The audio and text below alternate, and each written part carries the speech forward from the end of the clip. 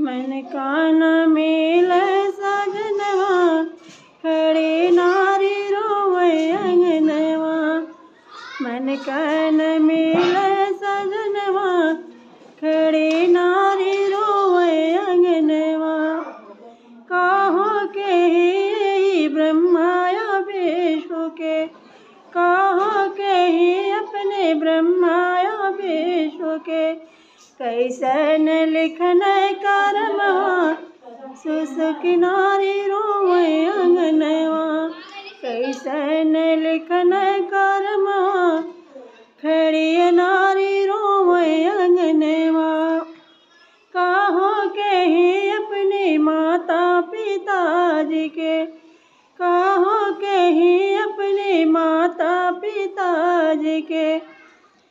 जन्मत ना दिहन मरनवा, सुसुकी नारी रोवे अंगनवा। काहे ना दिहन मरनवा, सुसुकी नारी रोवे अंगनवा।